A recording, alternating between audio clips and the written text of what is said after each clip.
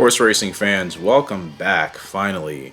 For those of you that have been waiting and for those of you that are new, essentially to a new evolution of horse racing and horse racing gaming here in Gallop Racer 2004. This is available on the PlayStation 2 or an emulator, which is, I think, how most people play it today. For those of you that have been watching, this presentation of this series is going to be much different than what you've probably been used to during most of your viewing existence here. For better or for worse, I'm willing to take that risk because I think it's going to help with future things for the channel and future series that are actually going to involve more of you in this community and in the videos itself, just by participation and having different type of things, which we'll still go over here soon over the next couple of weeks.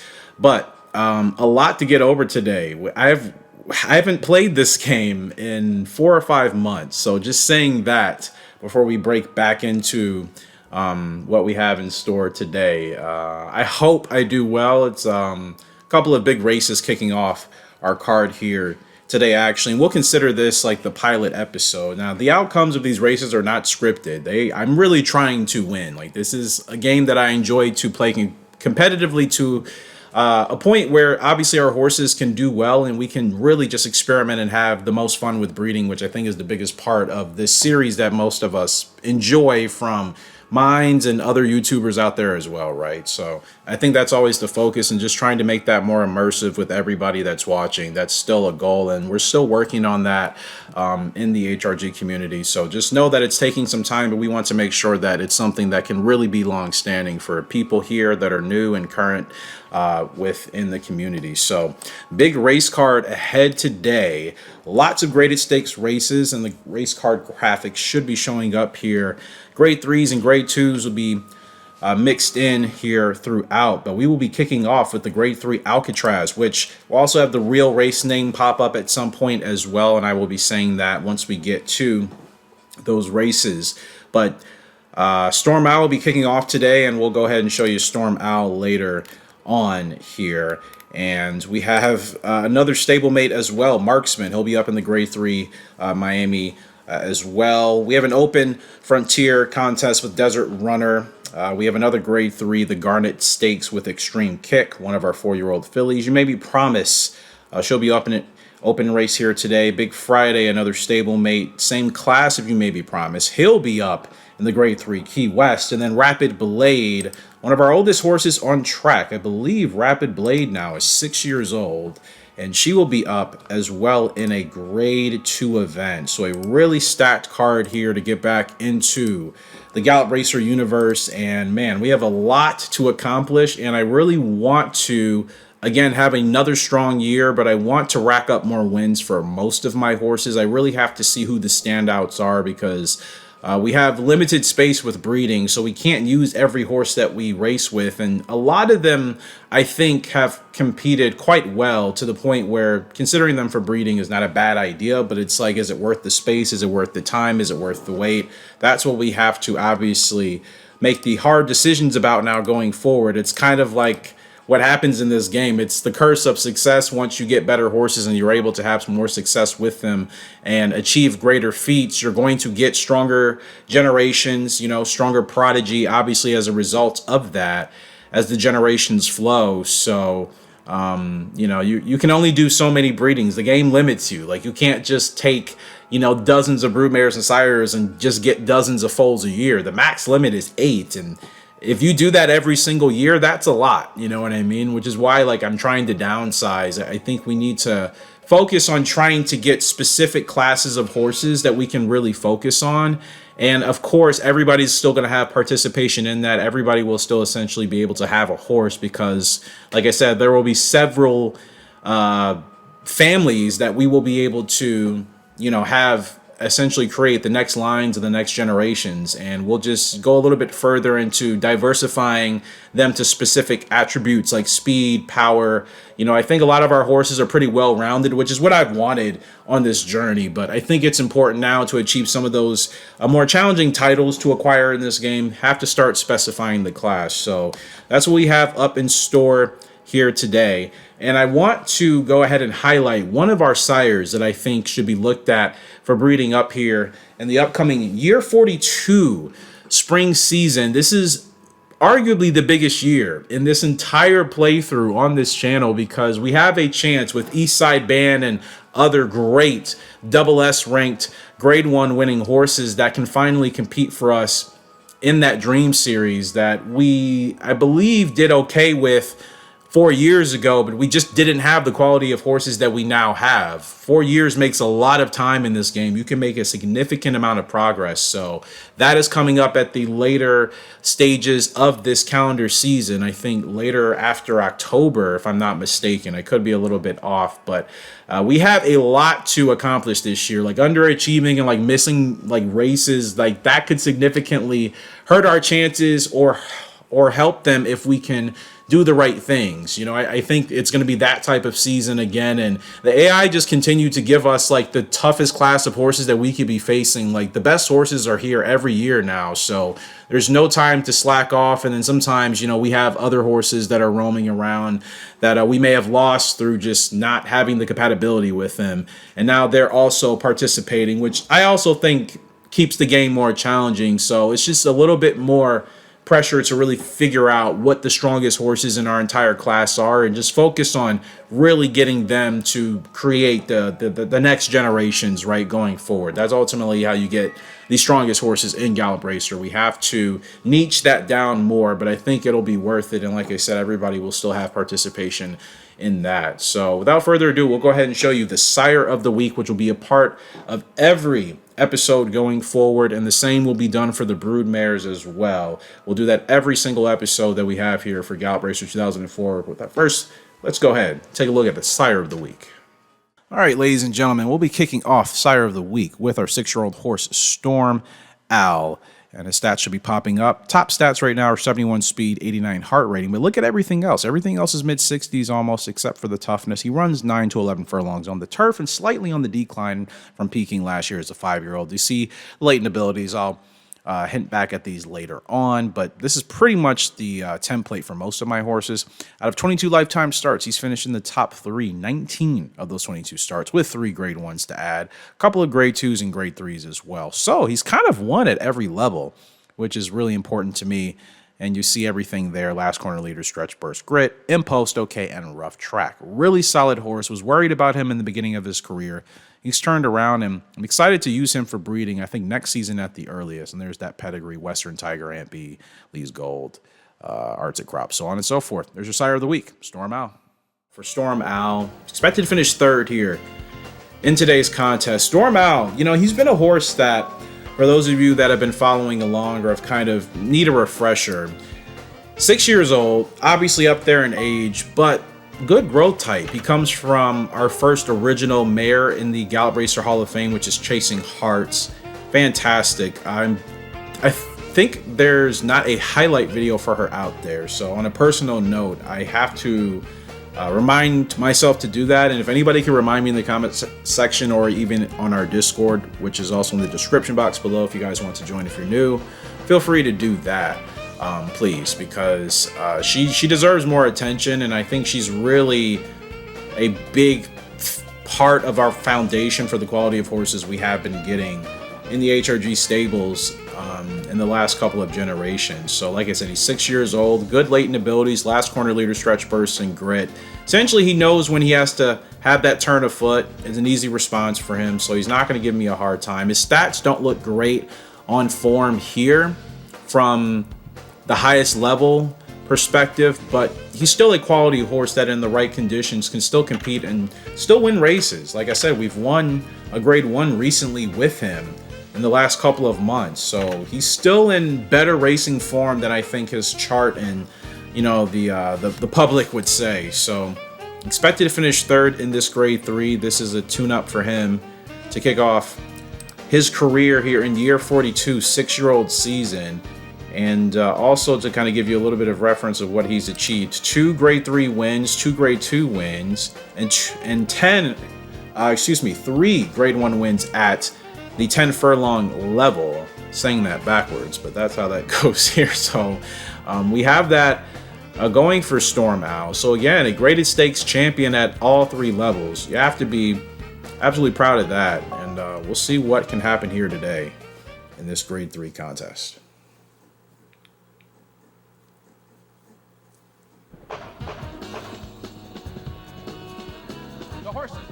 All right.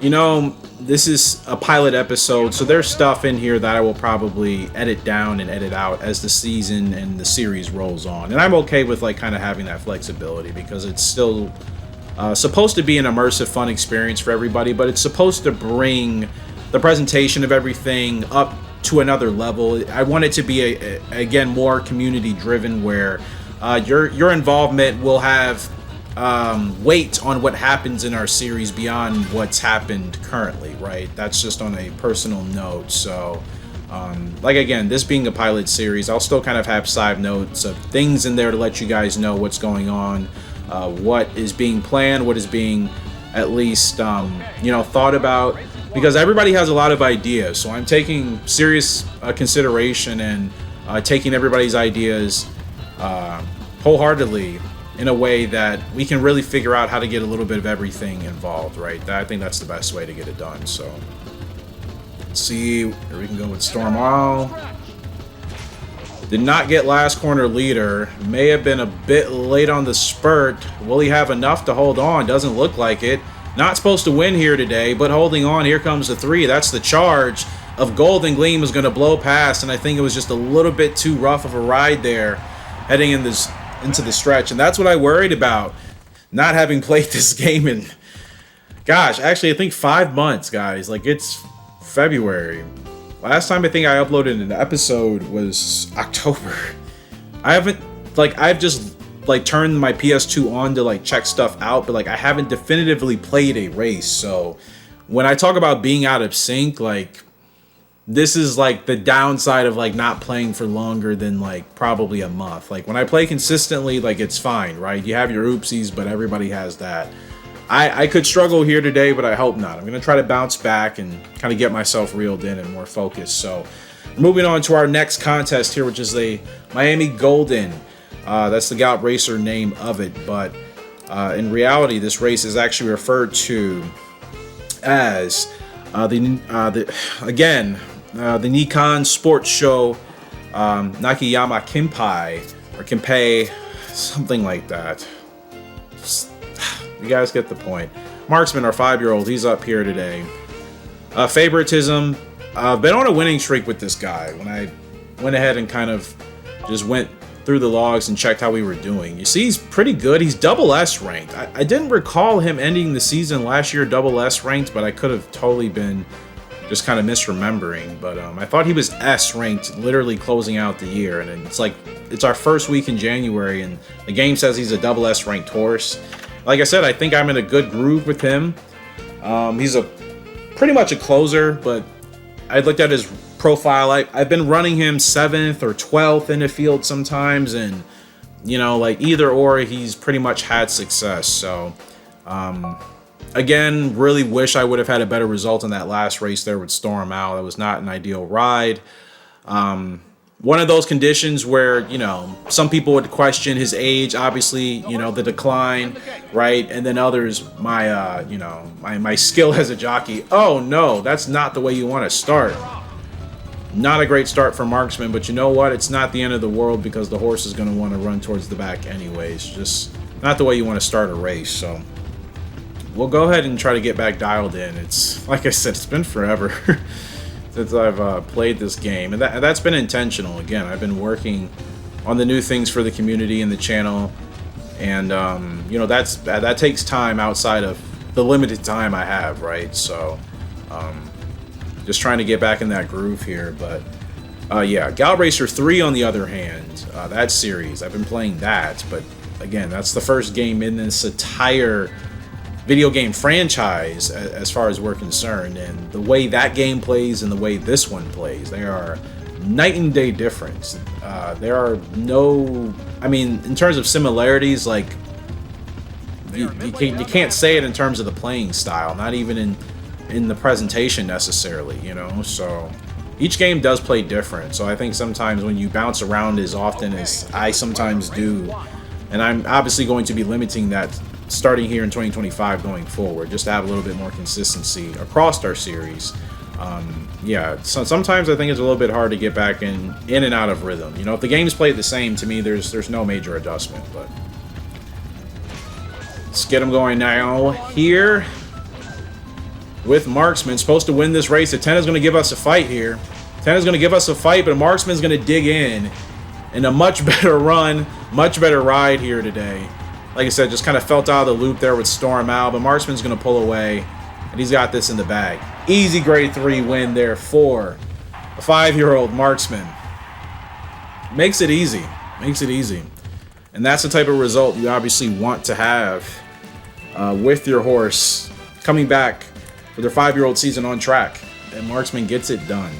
Like I said, winning streak. We've been in a groove. I mean, I don't think the game is incorrect in labeling him double S. It's just like, you know, now this is his year to prove himself. Like, there is no more like just kind of testing the waters. Like, I'm putting him in the toughest races I can put him in, and I'm just going to see what we can do because, like I said, once I get on a winning streak with the horse, that's 4 wins now there for Marksman, the 5-year-old.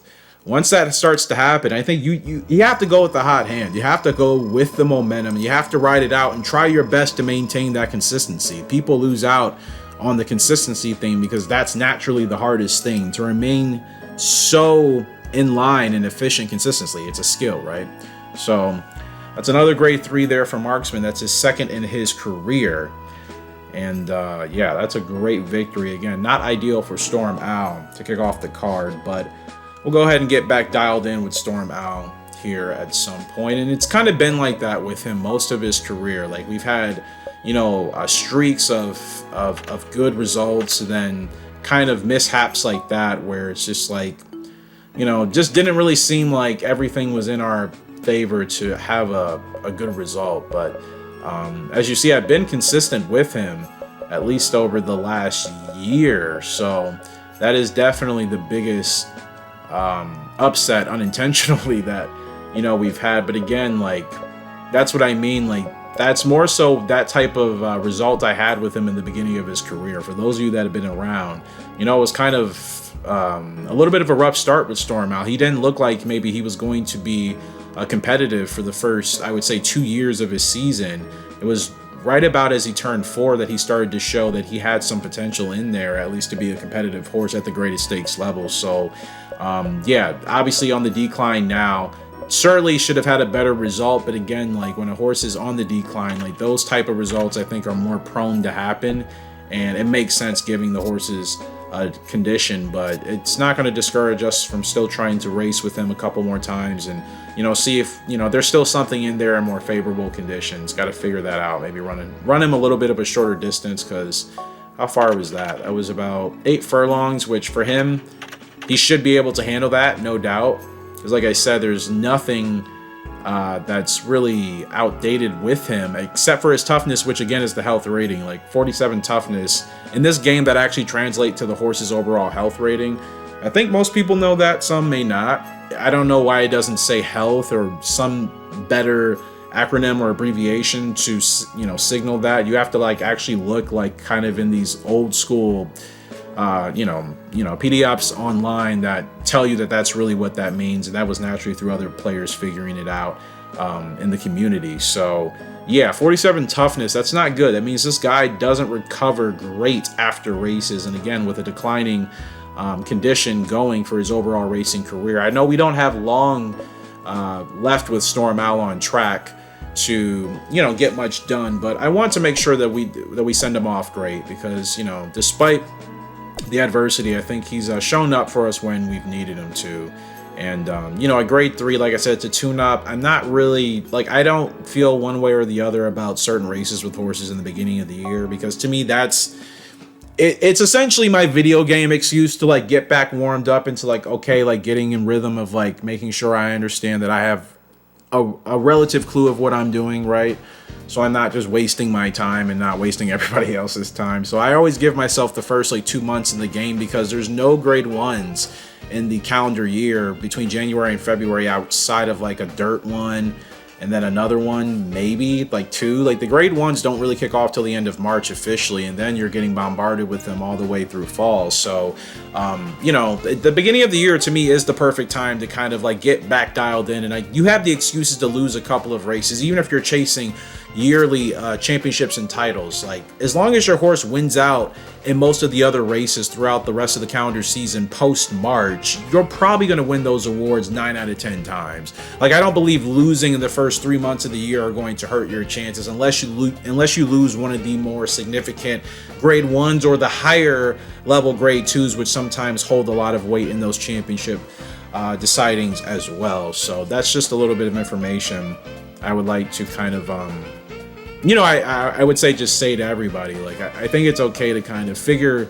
out what you're going to do if you're thinking about breeding or, doing different stuff in a year. Like, take those first 3 months to kind of win what you can and not, like, stress what you don't. And then by March, you'll be back in rhythm sooner than that probably. And then everything should be good to go. Kicking off with the 15 furlong open contest here in San Francisco with Desert Runner. This race has no real race name affiliation, so this is just your local open allowance race at whatever local racetrack you have wherever you are in the world. That's essentially what this race is at 15 furlongs.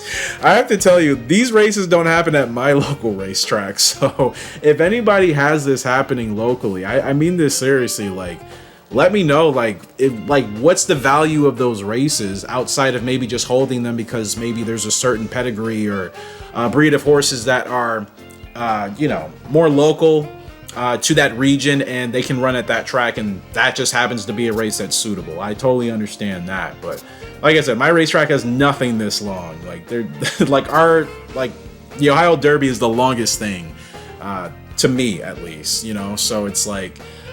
Anything longer than that, like, it doesn't happen. Those races don't. So Desert Runner, he's a horse I picked up here, 5-year-old.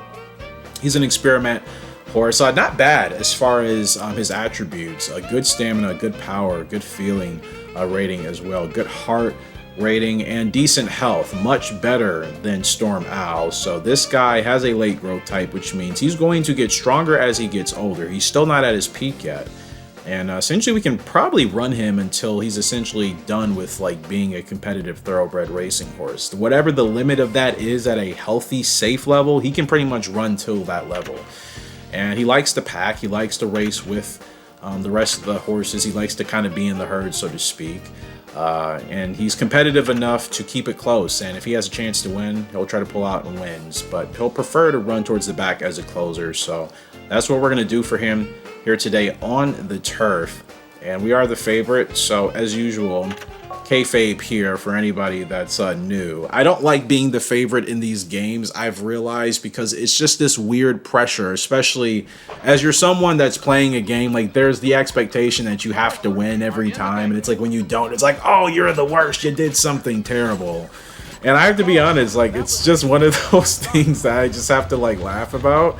I'd be lying if I said it didn't, like, it's just one of those things that I think would annoy anybody, but it's not to the point where it's like I'm mad at people for it, because I totally get it. Like, when you put yourself out there, you're open to any form of criticism. It's just like, for me, it's like, at the end of the day, it is still just a game of entertainment, right? So it's like, it shouldn't be taken that seriously, but I understand, like, that's kind of the world of gaming.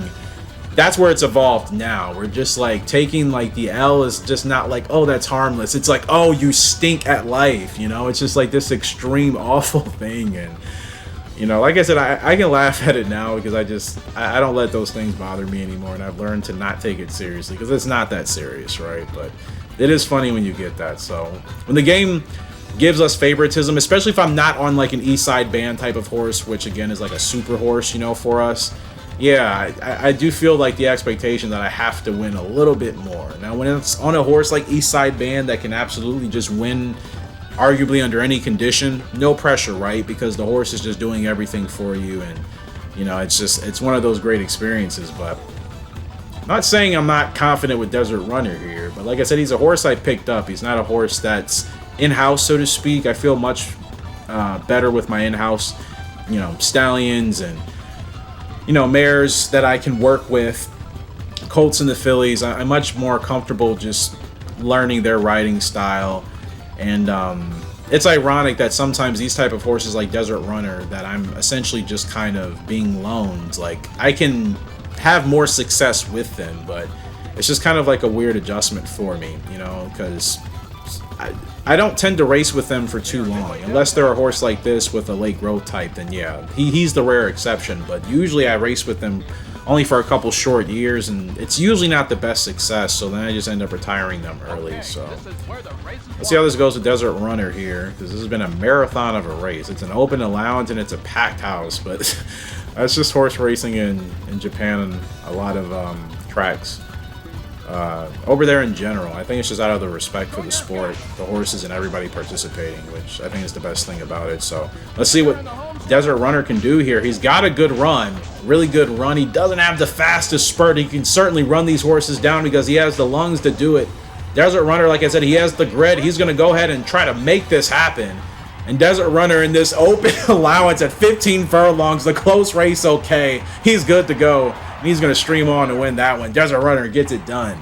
And like I said, I have horses like this that I just get loaned and I pick up in the shop and we click, and it works. So again, I'm excited for the endurance pedigrees we can build with this guy going forward. So keep this in mind. Everything that we do in this series going forward, it's going to be really, really important. These type of results, these type of performances, they're going to have impact, positive impact on everybody that participates in this series. And again, just stay tuned. We're still getting that together, but it will be coming out very soon.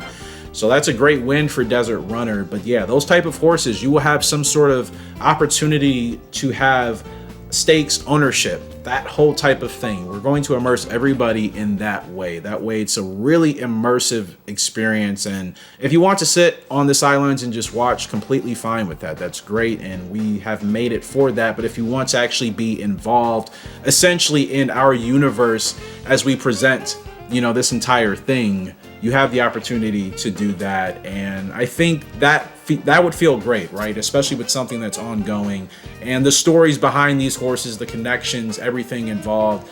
We're getting more into that storytelling element of really highlighting the special things about horses that we also love in real life. We can do that obviously in this context here. So I think it's important to take that seriously. So that is a big focus and emphasis, for us here at HRG.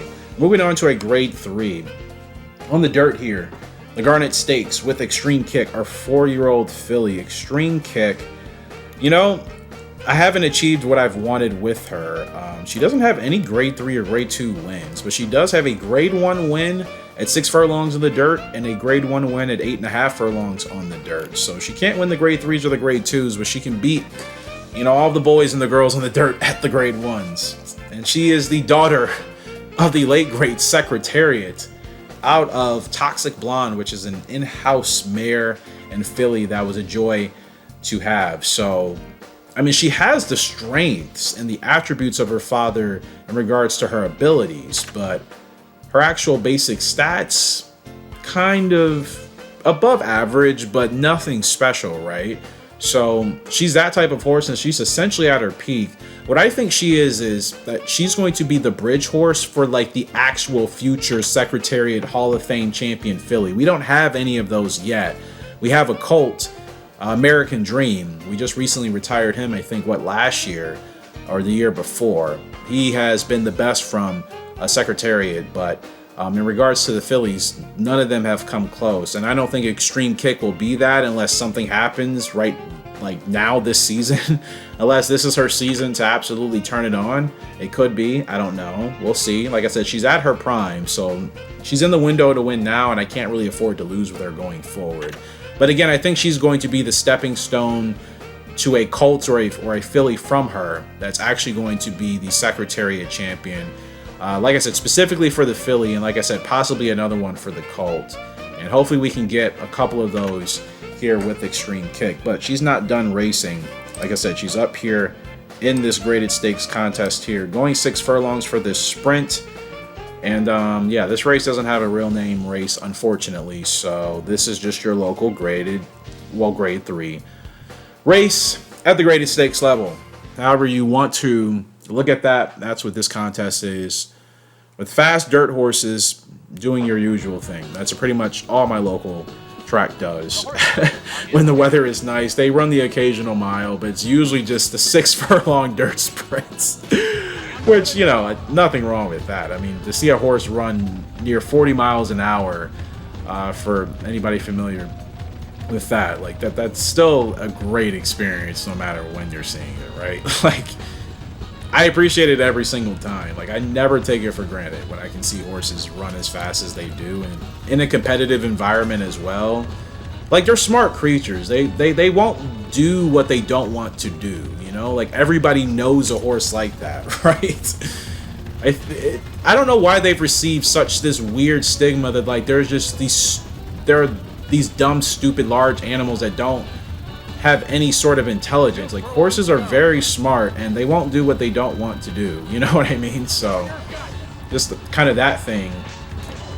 Extreme Kick, second favorite here. She's got a good run. She's got a really good run. I kind of thought we may have had her mistime that spurt there, but no, Extreme Kick, stretch burst, and close race. Okay, wow. And like I said, this could be her year, man. This could be her year to maybe make a run for herself.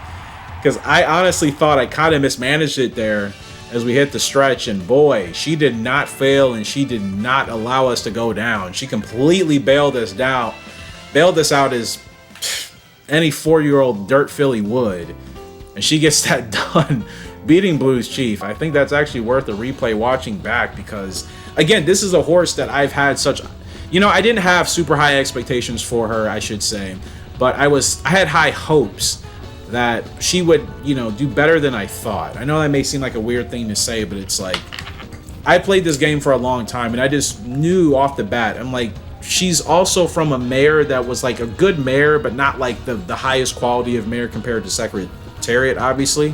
And everybody knows that, and that's like fine. There's nothing wrong with that. That's just what we had at the time, and I think for what it's worth, like, it's going to work out. I don't even think it was like a wasted time. It just might be that thing where it doesn't work with this horse. Maybe it will, but if it doesn't, it'll be her fillies or her colts, like I said earlier. So, yeah, it's just been that type of career with her where she's shown glimmers of, hope and success, and then, maybe I dropped a race with her, but like I said, thought I timed it a little bit late. No, apparently everything was right there in motion, and then apparently that's how she really wants to run, and I think that's the hardest thing about her. It's like getting her to that point in each race. It's like the conditions change all the time, guys. Like, as someone that races in real life, I should say, that's on the automotive side, yeah, like, the conditions change all the time, whether you're facing the same talented people or not. Like, the conditions in racing change all the time. Like, you can't ever get complacent, truly. Like, the second you doze off a little bit, you've already lost so much time. You know what I mean? So, to me, she's that type of horse where it's like the conditions have to be nearly perfect for her to be like at her best. And that's like, to me, that's probably the challenging Secretariat thing about her, right? Compared to her half sibling, American Dream, which was, yeah, a dream to ride and run with and work with. That horse gave me no complaints. She's kind of the opposite. Like, I feel like there's some sort of champion in there, but to get there, you really have to get it dialed in. And admittedly, for me, it's difficult because she has such a unique riding style. The game still doesn't even know what her max front distance is. It doesn't know how long she can truly run, despite her stamina only being 60. And I've ran her in a bunch of races, ladies and gentlemen. So, you know what I mean? Like, she's great on the dirt, but she's okay on the turf. She can really run wherever. She has a bunch going on. The only thing she doesn't like is a slow track. So she wants the pace hot all the time. Yeah, she's a true racehorse on the dirt when it comes to that. She's a filly with a lot of attitude and a lot of temper, but like I said, it's just getting her dialed in that's been the trickiest thing. But I think we're slowly getting that done here. So that was a good, great result, I should say, there for our girl. Extreme Kick. And like I said, this could be her year. Maybe she'll actually win a title and do something that was not anything we would have expected, and that could supersede any expectations I really would have initially had for her. And I'm hoping that she does. She's only S ranked still, but 12 lifetime starts and 8 finishes in the top 3 with 2 grade 1s. So like I said, she's pretty much where most of our horses are that are kind of in the middle of the road of potentially being a true Hall of Famer or just being like a good title champion type of horse. You know what I mean? There's kind of a difference between that. She's kind of floating in that realm right now, but there's a chance she could have a burst, right, and get out there. And yeah, I just know she's one of those super particular horses, man. You just have to get her dialed in at the right time all the time. If not, like, your result could vary just on the given day. She's competitive enough based off of her pedigree that she's going to finish in the top three more often than not. Like, it's rare that she won't finish in the top three, but you know what I mean? It's like, it's essentially how like Rich Strike was treated right after winning the Kentucky Derby, when it was realistic that, like, okay, like, that was just great conditions for him, you know, everything, the trip, you know, we all saw the moment, right? But like, to do that competitively on a consistent basis, he wasn't that type of horse, despite being you know, from the late great Secretariat, obviously down the line, right? To me, that's kind of what type of horse Extreme Kick is. I'm hoping we can turn her luck into some true success and she can actually win a title. Like, getting her to the point of being a dirt champion, that would be great. You know, I think that'd be a good stepping stone for the, you know, the next generation to follow. So that's my goal with her, man. Like I said, I have to be dialed in with her at all times. I kind of have to be in flow. I feel like if I overthink it too much, it's probably how I'm going to lose. And then we have 3 more races, I think, which will finish the card here today. We have an open contest, I believe, with You Made Me Promise, grade 3 at Key West with Big Friday. That in real life is the Key Say High. Probably pronouncing that wrong. Like I said, I will have to make sure that after this episode, we get all that dialed in to the best of my ability. And I'll make sure to do that. But again, we have room for error here today. And the grade 2 January, which in real life is the, gosh, you know what? I'm just going to have the real graphics, probably just the name graphics pop up on screen, and then just, you know, everybody can kind of go for it themselves until I officially get it. I don't want to disrespect the culture by butchering it just so, you know, just lazily. So I'm going to take my time, where I'm just going to simply have it pop up and then just whatever, you know, we'll handle it from there. But it's just going to be a part of the presentation going forward after this episode that we'll make that adjustment for. So that will close out our card here today, and then we'll go ahead and show you the yearlings as well, which I know is usually everybody's favorite part. And it's my favorite part of just the entire series and experience as well, because just always, it's something exciting about seeing the next generation of whatever it is, right? Whether it's the next athletes, the next whomever, right? I think it's cool to see just how they can evolve in any aspects of life. You know, it doesn't even have to be sports, but seeing them start small and then seeing what they can evolve into, and to have a meaningful impact in that career, that profession, whatever it is, you know, I think in a positive way. I think that's a cool experience, you know, to see it. To me, it's evolution, right? It's no different than watching your pets grow up, right? And seeing them when they're not at a stage where they're super harmless or super whatever, and they're just kind of innocent, and then they're at the point where they can make decisions for themselves and, you know, just compete at the level and operate at the level that they want to, you know, operate at. I think that's pretty cool. So any promise this 3-year-old filly up here in the open. I assume Plum Stakes, but I'm just going to go ahead and leave it off at that. 7 furlongs here in San Francisco. 3rd expected finishing position here today in a field of only 3-year-old fillies. Field of 11. And I haven't decided if we're going to do like post parades. Sometimes I feel like it takes so much extra time for these episodes, but it might be necessary to add, I think, to our overall presentation. You guys feel free to let me know if you're kind of indifferent to that one way or another. But you know, there's certain horses I'm just like, when we want to look at horses in more detail, I think we'll take a look at them. But I think every single race, it's not really necessary. We'll keep an eye on the really good ones, but most people in the series, you're familiar with the really good horses. And for those of you that are new, like, you'll know the good horses once you start seeing their names pop up in our results more often than not. It'll kind of just become in your subconscious because you'll be so used to seeing it consistently. So this 3-year-old filly by Gentle House out of Free Fear, I would say she's one of those horses that I have had a more personal overlook on, as far as kind of seeing where this pedigree can go. Her power rating is not good, field rating is not great either, so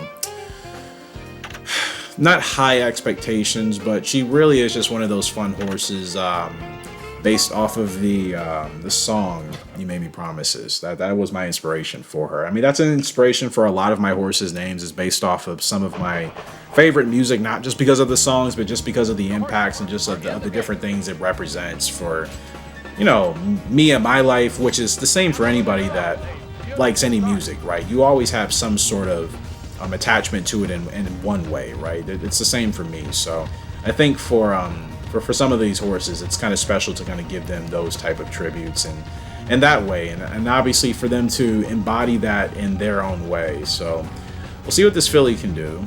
She's okay with actually taking the lead if the conditions represent that type of scenario for her, but I'm not going to ride her like that. I'm definitely just going to keep her kind of, you know, right here, stalking the field here, about 2 lengths off the leader.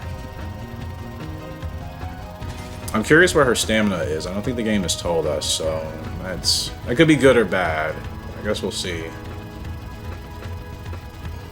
Good run. Good run. Okay, let's see what type of fight she has here. Not expected to win. She's holding on pretty nicely. I think it may have just got it timed. A couple more taps, but late charge from the 1, but no, she's got it cleared. You made me promises. She gets it done. Wow. I gotta say, I actually wasn't expecting that. Like I said, I don't really know what to expect from her still, despite the fact that I think she will be a grade 1 horse. Again, like with a lot of our horses, we have so many. The standouts, like, they stand out quite, obviously early on. She's that horse where I think she's still finding her rhythm. That's her 3rd win, though. So with 5 lifetime starts, 3 wins and 5 starts. She's definitely getting a lot of attention. She wins that clear by a length and 3/4 over Mary Scene, and then Grey House finish off the trifecta. And look at those dividends. The trifecta off of a $2 wager, 621, would have paid $150. So she gets that done pretty easily. Wow. Like I said, I really wasn't expecting that. She's one of those type of horses where I'm just kind of like, I go into every race just aiming to do my best and hoping that I just kind of just let her dictate where she wants to be and trust that the race will work itself out. And usually I'm realizing when I do that, it does. So that's a great win there for You Made Me Promises in that open allowance. Going 7 on the turf in San Francisco. We're going to go ahead and switch coast here to Miami, the lovely Miami, 10 furlongs here on the turf for the Key West Stakes. And again, we'll have that race graphic pop up here pretty soon. Big Friday, big favoritism. You guys know what I say, big pressure. Oh gosh, Easy Treasures in this field, the 9 horse, and then the 8 horse Bold Voice. See, this is what I'll probably do in these episodes going forward. When I see horses I clearly recognize that I respect, that I think are competitive horses in this game, I will give them special attention because I think they deserve it. The rest of the horses, they gotta earn their spots, right? It's like anything else. So Bold Voice, front runner, not great stamina, so we should be able to take advantage of that, but still not a horse I'm taking lightly. Stubborn for better or for worse, so yeah. And an Easy Treasure, the 9 horse here, ridden by Coyle. Better stamina and good power, so, and not even at his peak. And I've had Easy Treasure before. I've had the Joy, and obviously because the horses in this game, they essentially come back after they've reached their racing terms. The game just keeps kind of re-putting them back into the pool, something like that, right? I'm saying for kayfabe, like, I've worked with Easy Treasure prior to him being a 3-year-old because it's been a long time ago. But I'm going to say in a different multiverse for any of my Marvel fans out there, great horse if you can get him dialed in. Way better than what his stats indicate. Pack passer, strong heart. Like, I'm telling you, he's a solid quality colt if you can really get him dialed in. So we have some competition here today, but I got to be honest with you. Big Friday, I think, is going to have a big day by Gentle House out of Butterfly Effect. I say I don't want to have a lot of expectations for my horses when they're younger because a lot of them are still just kind of figuring themselves out, and I like to give them time. He's the type of horse where I feel like he has to be good right off the bat. A lot we don't know. 73 stamina, that's pretty solid. His mother, Butterfly Effect, I mean, I think she's up there with our best front runners with kind of Galaxy Star, Cleopatra. They could kind of run in flexible positions between front proceeders, but depending on the race conditions, I would run them wherever it suited them best. But yeah, I really think this guy here, Big Friday, he's really got to show his pedigree. He comes from a strong pedigree of horses, some of the best in our stable, and that we've had on track. So yeah, I really can't underachieve with him. I think underachieving would be a pretty bad indictment. So we don't want that, right? We got to make sure we get him dialed in, which, in all honesty, probably shouldn't overthink it too much. I think I'll be all right. So great start for Big Friday. Gets out very well. Had the blinkers on as well. I don't just run the blinkers just because of the aesthetics, even though that is a personal thing. Like, I do think for the horses, the focus, at least for the real competitors, it does make a difference. So I would always probably put blinkers on my horses just because of that. You know what I mean? Like, if that keeps them locked in and keeps them from being distracted or potentially being distracted, like, I mean, to me, that's also for their safety. And then some horses, they don't want it, right? It's kind of like something annoying that they just don't want on their face at all. Like, and they run much better without it. They run more free, being able to see everything around them, right? So you got to know your horses, you know. But for me, it's like if I find one that can really run compelled with the blinkers, I think it's just it's something about it, man. Horses are such mythical creatures, man. When you really think about them, like we're blessed to be able to be present amongst such amazing animals, man. Again, with such personalities that can do pretty amazing things, you know. They really don't get enough credit. I will forever stand by that. I will forever stand by that. Okay, I'm just kind of going to coast here. I mean, we're supposed to win, so there shouldn't be too much pressure. But I will get him going now. We'll get him going now. And that's Bold Voice staying with us, isn't it? Yep. And Amora, they're running with us here, but come on, Big Friday. Nah, you got it, man. You got it. He's got it. Amora staying with us. Nope, I have faith in Big Friday. I do. A couple more taps. I gotta admit, oh, I got close. Those were panic taps by me. Actually panic taps, because I couldn't feel if Big Friday was just kind of losing focus. I'm like, we're right there, bud.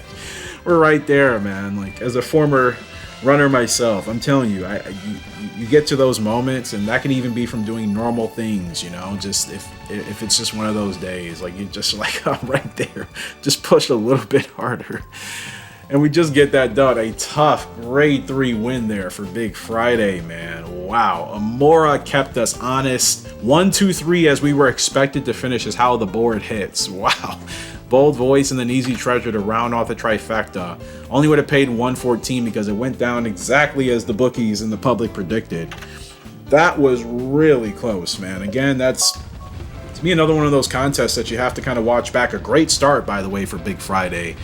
Like I said, I think I'm overthinking it, and that's probably not the thing I should do with this horse. I should really just kind of, again, let him do his thing, get dialed in, not overthink it. Don't start him too late. Don't get him going too early. That's a race where I looked at those horses in the post parade for a reason. They're good horses, Bold Voice and Easy Treasure. So while I'm still figuring out my 3-year-old colt, to be going up against horses that I have prior experience working and riding with, yeah, I know the competition we're facing. This wasn't a type of race where I could really afford to make any mistakes and expect to win. So the fact that Big Friday was able to really hold it on there, and like I said, we just got through in the end. Amora kept us honest all the way. But like I said, easy ride for Big Friday. 73 stamina. Running on the rough here on this track, not ideal in Miami, but we had to take that. I wasn't willing to run him on the outside. I may have to adjust to that in the future if I feel like it hurts his stamina too much. But he ran pretty nicely, I thought. Like, I didn't really have to slow him down too much, and the pace was honest enough where I thought he had good momentum. So, like I said, we were running on the rough the whole time. I hate that about these tracks at certain parts of the year, but you have to deal with it. Everybody does. So I decided to move him off as we head into the stretch here. And again, you know, making that adjustment may be necessary, but I think for what it's worth, he's a strong enough horse where he should be able to handle it and still be competitive. I'm expecting that of him. I'm kind of putting that pressure, and if he lives up to it, then that's what the case should be. And then, you know, if we can't figure it out, that would kind of be a little bit disappointing. So he just got that done for us. He really hung in there.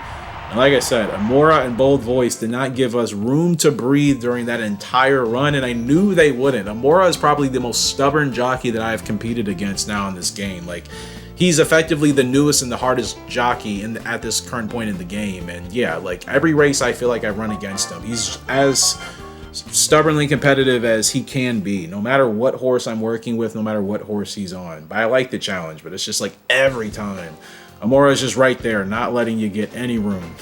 Great win there for Big Friday. Happy for that. And I think that is going to be his first grade 3 win as well. So yeah, like I said, that was a big win there for Big Friday. Getting graded stakes money, graded stakes recognition coming in. We'll move on to grade 2 competition here, back to the West Coast to San Francisco for the January handicap with Rapid Blade. She is a horse that I have wanted to work so desperately. We'll have the real race graphic popping up here pretty shortly. She carries a huge handicap here today for a reason. She really should be racing in a grade 1, but high favoritism. Nice game, the 9 horses next best, and quite a bit off. So yeah, we should win this with Rapid Blade. She's at her peak. She's at her strongest, and if that tells me anything, that means as this 6-year-old season, guys, this is the year to make Rapid Blade a true international champion. She's got the package, man. The heart rating is the only downside, but I don't think that's hurt us really often with her. It was just waiting for her to get to this point. It's been a long journey, man. She's 6 years old now. Think about how long that is to have to stick with a horse to be at their best. Average race horses at this level, at this competition, are peaking at 3 years old. Sometimes even at 2.5, which is getting crazy. Like, gosh. But they're peaking usually between 3 and 4. And that's like 4 is pushing it. You know what I mean? For some, so... She's 6 and she's finally at her best. 88 power. She's mid to high 70s pretty much across the board on the left, and then lower to mid high 70s, or excuse me, lower to mid 70s on the right. 8 to 14 furlongs, can run on any surface. She's a master of the turf, and she's okay on the dirt. Last corner leader in Bears by Long Live Bolero, the last remaining descendant from the great Bolero pedigree. This is old school OG HRG in this community. This goes back literally years in this series at this point. The Great Bolero, one of our most beloved horses in the Gallop Racer and HRG community. I've seen people talk about the Great Bolero that aren't even tied to this community, so I thought that was pretty cool. But yeah, huge expectations. Again, comes from Butterfly Effect, one of our best mares that we've had. Best fillies on track. Best front runner, like I said, probably by the lengths that she won. She was dominating her races on a consistent basis, winning by 3 to 5 lengths minimum. So again, she comes from that type of mare, and then she comes from a sire that was not like the Great Bolero, his great-grandfather. Long Live Bolero did not achieve what we would have wanted or hoped. So, you know, she's kind of like the best of her mother's side, and then just kind of the average whatever of, you know, the sire and Long Live Bolero. But nonetheless, she's at her best, and she's pretty stacked considering. So it's like there's really no excuse for me to underachieve with her, right? Like if you have a horse like this and you're playing yourself, you're probably winning out with her, right? Despite that bad heart rating, like you're gonna figure it out. I feel like that's the expectation that is now on me for her this year, but it's about time, because that's what I've wanted her to be her entire time. Because if Great Bolero, a filly, can finally be the one to break the spell of Great Bolero horses that just didn't reach the mountaintop, like she can do that in such a way that, you know, it creates an entire new, reality for, you know, the horses connected to this family. And even just like I said, for what it means for the Great Bolero horse, you know, just as a representation in our community. So I think everybody should be rooting for Rapid Blade this year, man. Like we've really tried to get that pedigree going again. It just hasn't worked. It's amazing. He really was a special horse, because we just haven't had that success since him. The 11 wants to challenge me, and I'm not going for that to stay. Starry Sky, knock it off. Knock it off. Not today. But like I said, I'm happy she's finally at her peak. I felt like she was the type of horse that would be worth the wait, but I knew it was going to be kind of up and down, and there were going to be, you know, glimmers of hope. And like I said, now she's in a good groove. Like we've been winning with her consistently, so there's no more hesitation about whether or not she's a competitive horse. Like she certainly is, but how competitive can she be at her best? That is the ultimate question. And like I said, like I have no excuses. I got to get it done. She's a front runner. I'm controlling the race. No other horse in the field should control the race other than me, unless we're running with a equally competitive front runner, which does happen, but not often. So we're dictating the terms, the pace, the tempo. It's my race to win, and it's my race to lose every time with Rapid Blade. That's how it was with her mother Butterfly Effect. But Butterfly Effect came from a stronger pairing, so. Been on cruise control here for Rapid Blade. Still cruise control. Now I'll get her going. She may not even need a couple of taps. She doesn't need taps at all. 12 is still sticking with us, but not too much. Nope. Rapid Blade is here, ladies and gentlemen. As a 6-year-old mare, she has finally arrived at her strongest. She shatters a 12 furlong grade too like it's nothing. Whoa. Whoa, that's how you want to end the card, I would think, right? Wow. Wow, Rapid Blade absolutely makes that look easy, man. She absolutely makes that look easy. Can't even make that up, can you? Can't even make that up.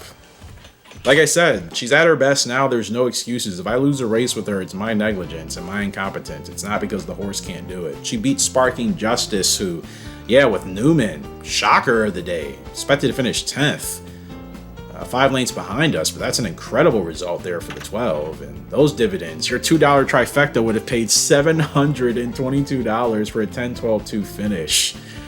Yeah, because the 7th favorite General Chief finished this there in 3rd. So, wow. This would have been an exciting day for people, at least if you were looking at things from a bit of an optimistic long shot perspective. This would have been the good day that, you know, can transform some people's lives depending on what you have in, you know, involved. So, man, what a race! 12 furlongs here in San Francisco, and Rapid Blade blows it out of the park. Absolutely nails it. Can't really say much more, man. Like I said, I felt like she could be that type of horse, and that's why I feel like I've had this internal personal expectation with her higher than most of my other horses. Because like I said, the Great Bolero, like if it doesn't work with her, that's it. There's not a single horse in our game at this point that we can reload to that's connected to the Great Bolero. That'll be it. Like no more. You know, like the end of to me, like the end of like a prodigy or a family or a dynasty or a legacy like that. Like I think it's significant, right? So depending on how you're looking at it, yeah, I just want to make sure that you know, we do right by the Great Bolero, and most importantly, we do right by Rapid Blade, because I think that race proves we might have a monster of a front runner on our hands this year, and she's another horse that I'm going to put her in the toughest races against the toughest competition. We have to. You know, we're going to use her for breeding nonetheless. Like that's without a shadow of a doubt. And the usual, which I will not be doing this year with these videos going forward, but the usual Turner, hey man, dude, like you did the right thing, like it just, he never has anything valuable to say for me, and I feel like that about most of the AI characters in this game, which is why I don't interact with them. It's just like, I get it, but it's so basic and it's so annoying. I prefer to just race against them in the race. Like whatever dialogue they have for me, it's so just unrelated to what's really important. And I just willfully and gladfully try to ignore it, but I can't, because as long as you're playing this game, they're going to pop up saying just obnoxious things. It's like, okay, giving a free horse, that is a really nice gesture. I'm not being insensitive about that. But it's just like 1 minute Turner's complimenting you, and the next he's like, oh, so you only ride favorites now. Ha ha ha. And it's like, oh yeah, like we're supposed to ride just the worst horse on track, because nobody wants to ride like the best horse. Like, give me, you know what I mean? Like, give me a break.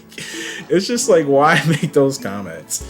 But let's look at Rapid Blade here. 26 lifetime starts for this girl over her racing career, and 19 finishes in the top 3 out of 26. So like I said, we had a couple of races where we didn't hit the board like we wanted to, but as of lately, man, that's it's a 3-race winning streak.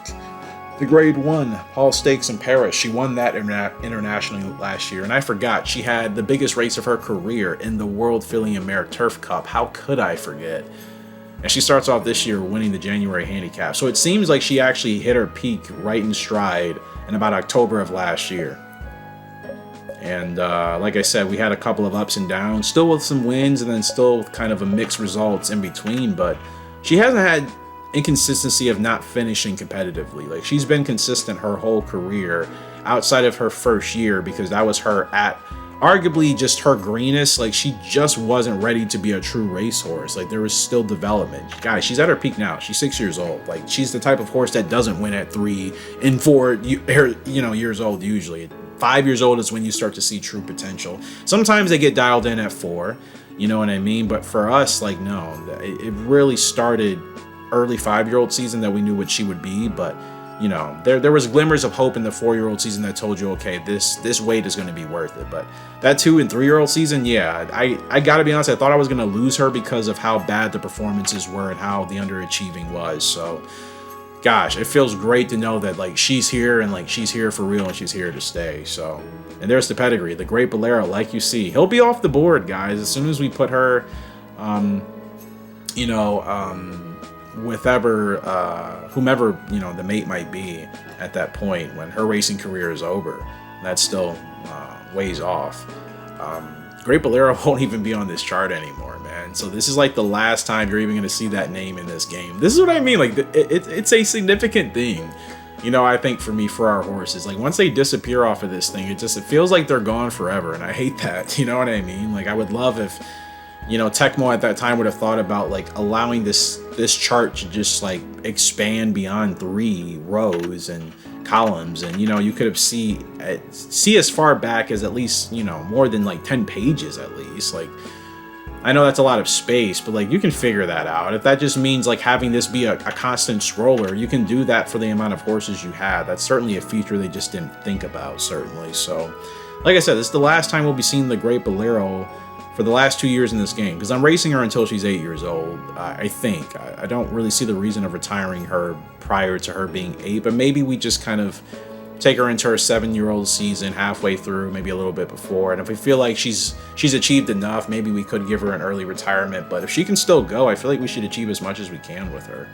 Because like I said, I'm not worried about losing her anymore. Like that's not a fear. Like she's certainly here to stay, and she's going to be competitive at a high level. And she's proved that by beating the best fillies and mares last year at 11 furlongs in Texas to win that contest. So she's certainly on the world stage as an international horse that people from all over the world are looking at in our universe. That's what we would treat her as. So it's her year to prove it.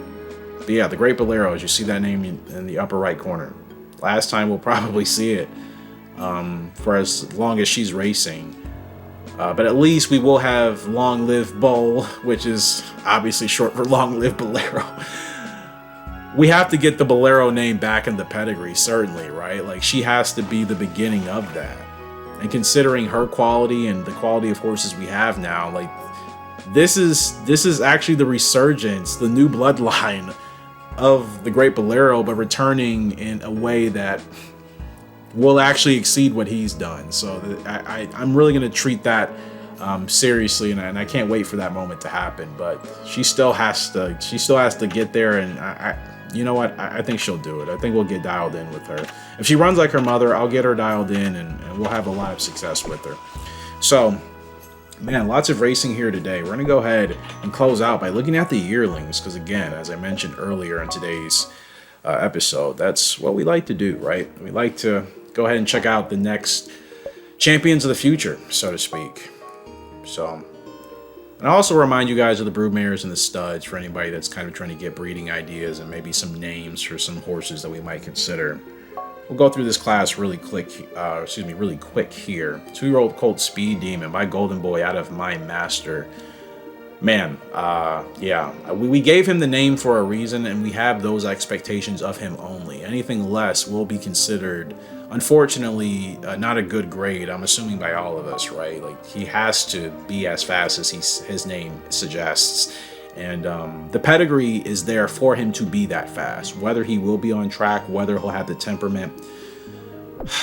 It's such an exciting and anxiety-ridden feeling that I haven't had for a horse in a game in a while, that I'm like, oh boy, this is going to be the greatest thing ever, or it's going to be so like underwhelming that it's just not going to be it could be a good time or a great time, or a bad time or a worse time, like it could be double or nothing. So I can't wait to see. I'm really excited for it. Anyways, we'll move on to the 2-year-old filly Rosette Eureka by Gentle House out of Cleopatra. Anybody in the comment section below, feel free to let everybody know your fillies and your colts here, if you recognize their name, as we get involved into, again, year 42, our biggest year. This year is going to be the biggest year, not just for this in-game, but I think the channel as well. Like everything we have going on, it's a lot on the line, but you know, I'm excited for it, and I think it's all going to work out in the end. I have confidence in that. I'm not doubtful. And anyway, by Gentle House out of Cleopatra, great pedigree, nothing but solid strength here. Suave Bus Driver, they say, is the weakest link, but still, she was a decent enough horse to give us what we have. And Cleopatra, one of our best fillies that we've ever had on track, along with her stablemate Galaxy Star. They to me achieved the same amount at different levels. That I could never say who was better between the two, and I feel like I say that all the time, but I have to mention the both of them because they essentially won every week at the same rate against each other. Galaxy Star wins a grade 1 at 10. Cleopatra wins a grade 1 at 10.5. Galaxy Star wins at 9. Cleopatra wins at 9. You know, it was like they were literally mirroring each other throughout their racing career. It never happened to me in a game before, and I don't know if it'll happen like that again, but I hope it does. Excited for this 2-year-old filly, man. She should be a monster. Like, she's developing perfectly on all cylinders. Like, we should be fine with Rosette Eureka. Margarita Island, really excited for this girl. 2-year-old filly again by Formal Opera out of Tigress of Stone. A little bit of a temper, two-star calm. Abigail, the sassy ones, why? They haven't left. They will never leave. It's just something about how, I guess, we run things here. They will always have that temperament. Some of our best fillies at some point. Great pedigree. Again, she's also a descendant of the late great Secretariat. That's her father. So I would say I have much higher expectations for Margarita Island than I do Extreme Kick, only because, again, she comes from a stronger pedigree overall. But again, it's a high expectation with Secretariat as the father. Like, you feel like you just have to succeed, otherwise it's a failure, right? So, but like I said, great pedigree, great strength. I think she's gonna be a blast to work with, and the name Margarita Island, like, I think that's perfect. Like, you know, I think it's going to fit her as much as her temperament will be. So I think that'll be a blast. Moving on, 2-year-old colt Monarch here by Joker's Card out of Butterfly Effect. He's also developing nicely on all cylinders, and again, another strong pedigree. He has both Diamond Plant and Western Tiger with Arctic Crop in his pedigree, and not to mention Joker's Card, who achieved way more than I think anybody had thought he would. So I'm really excited for this horse, Monarch. And Butterfly Effect, again, she's one of our best horses we've had on track as well. So nothing but quality and strength coming here from Monarch. Cannot wait to see this guy on track. And last but not least, Astrophysicist by Heat Stargazing out of Free Fear. 5-star future. This guy is actually developing the highest besides Speed Demon in this class of 2-year-olds that are going to be hitting the track here later this year, guys.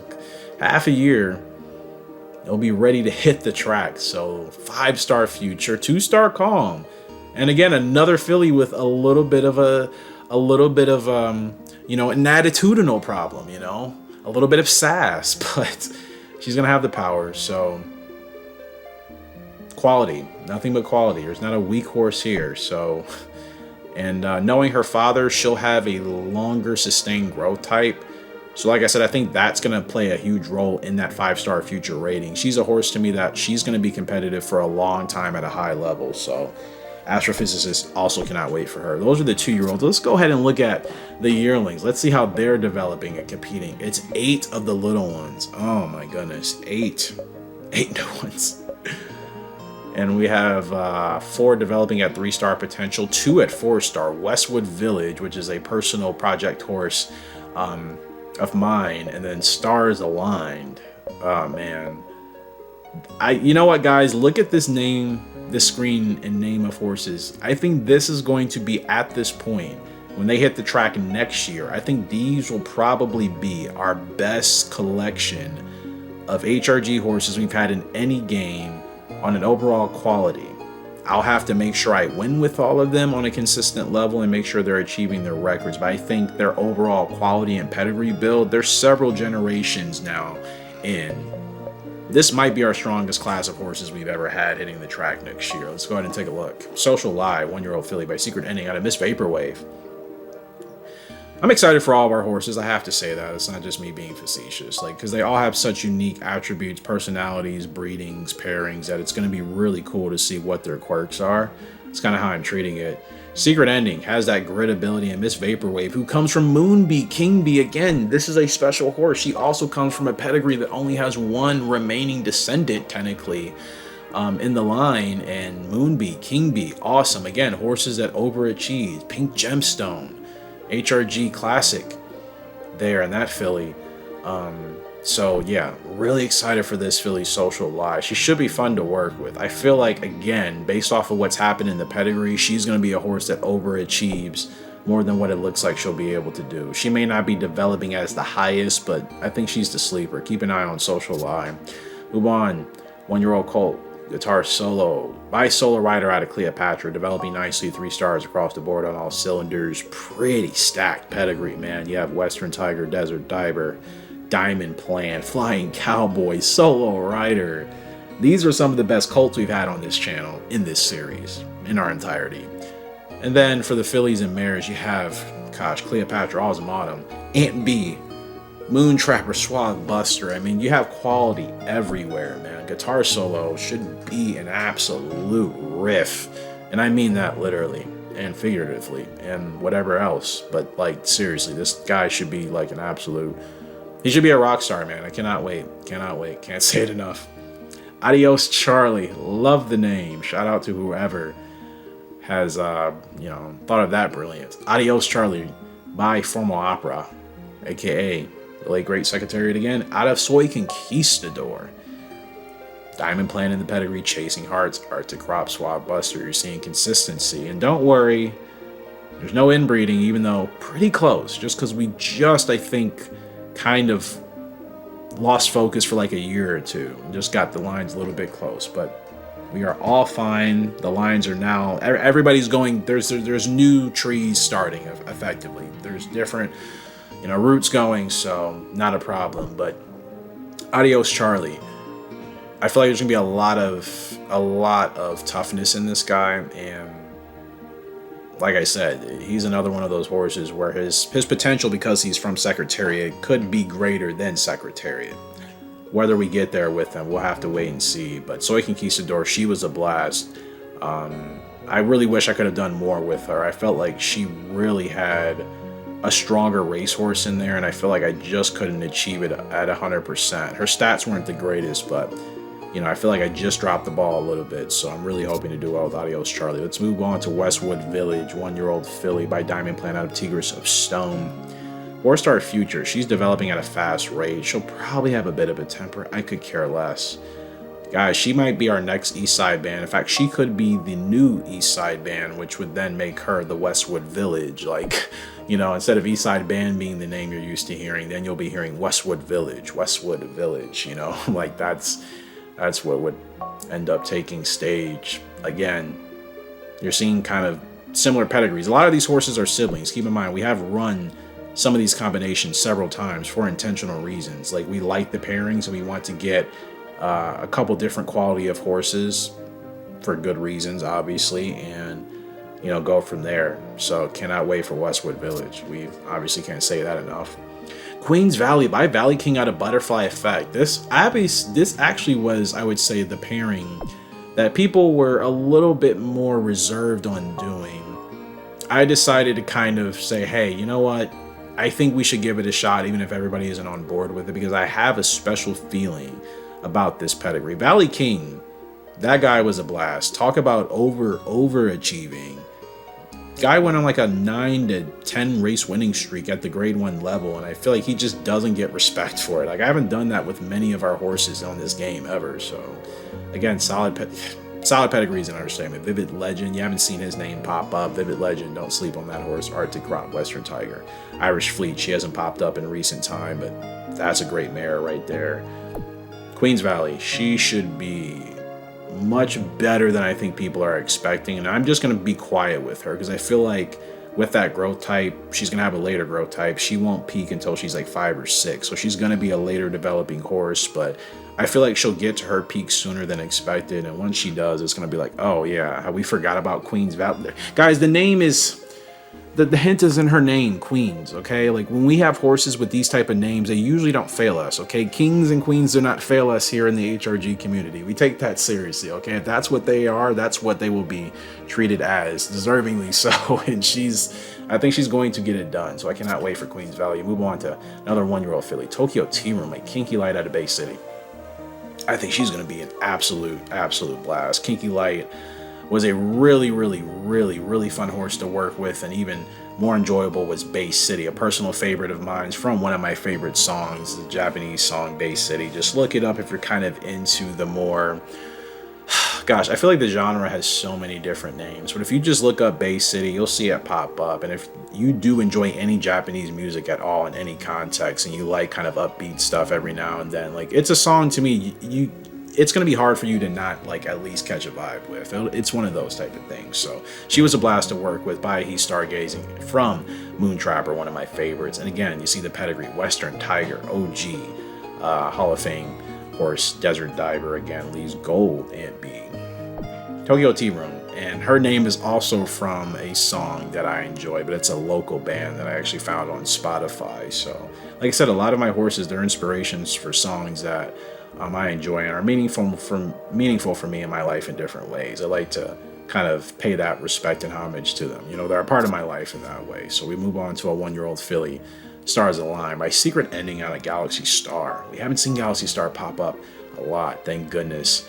Obviously, we have Stars Aligned here, developing at 4 stars, the second best horse supposedly in this class of 8. So no shocker there. Like I talked about Galaxy Star earlier, she and Cleopatra, they dominated at such high levels in such unique ways that were also similar of each other. Like, it's hard for me to even like talk about them so differently, because they really were like, I promise you, man, I think half siblings, close to it. Like, they were really almost 2 horses of like the same coin. Like, I love both of them. So the Stars Aligned filly and Secret Ending, that guy, you didn't catch the episodes and the highlights of Secret Ending, which I might have to make something for him, but I don't know. He did what he was supposed to do. You know what I mean? He's one of those type of horses where it's just like, you're just in awe. Absolute monster. What heart he has. What speed he has. I think you'll see it in Stars Aligned. I think that's why she's developing as the second best horse here in this group. And what type of look do we give her? You know, Stars Aligned, she has to. Well, Abigail, you'll handle that. I mean, do we give her a hood at that point? You know, will that kind of help suit, you know, what she is and what she represents as far as her personality, or should we keep her without it? You know, and just kind of have it go. But we've used most of the fillies in this generation with Galaxy Star. Most of them have had hoods. In fact, I think all of them have. It started with Chasing Hearts. Yeah, Suave Buster I don't think did, but Chasing Hearts had a hood. Obviously red and blue with the hearts. Galaxy Star had the blue and gold, right? I think Abigail. So now I think about it, yeah, there's no option. Stars Aligned. She has to keep the tradition going. I can't wait, man. I think she's going to be a rock star as well.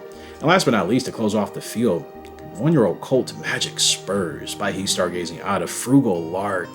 You guys know how much I love Frugal Lark, man. One of the best, I think, horses for her time, and she was technically in Japan. So that's not me just saying that out of bias. Like, she was amazing.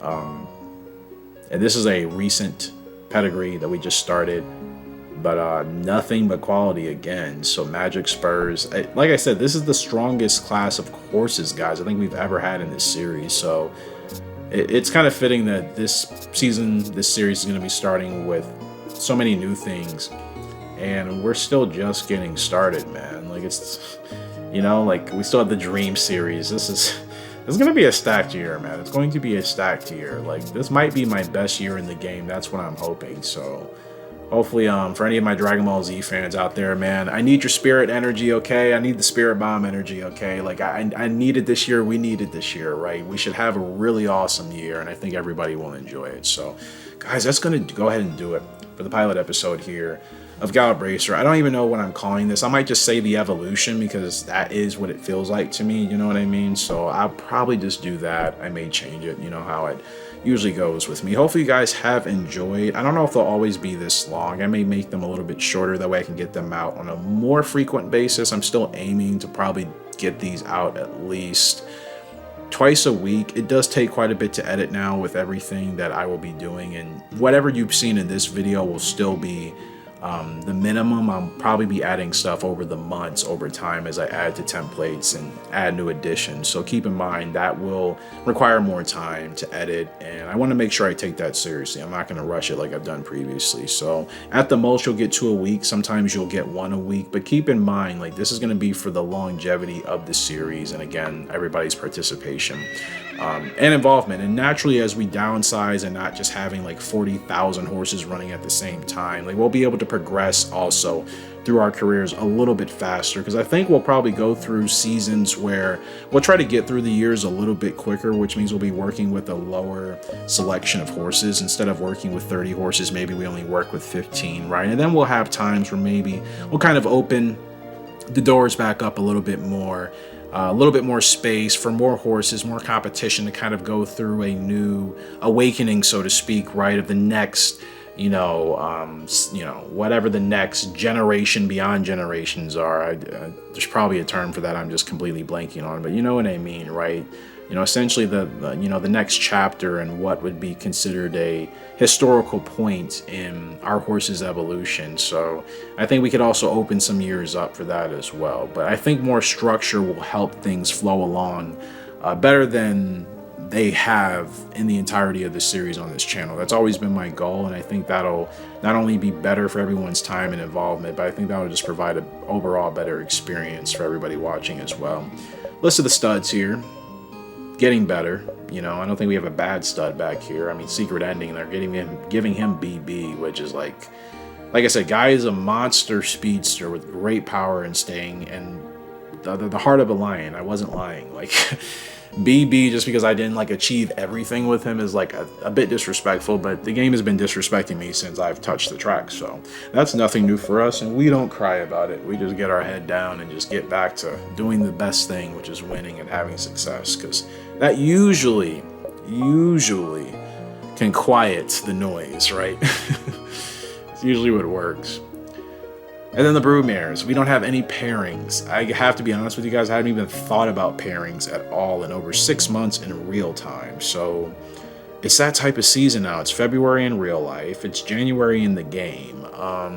There's a lot going on. Horse racing this year, Kentucky Derby. I'll be covering real horse racing and the graded stakes races finally this year on a serious basis. So like I said, everything's got to be streamlined and a good flow. But Soy Conquistador, available. Cleopatra, September Sky, Vapor Wave, Crazy Hunter, Bay City, Galaxy Star, and Frugal Lark.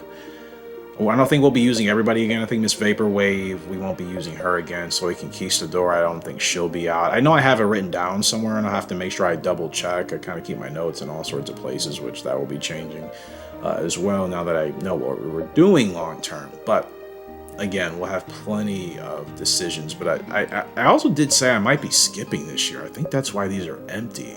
Now I think about it, I think I said that because we have too many horses. I think we will be skipping.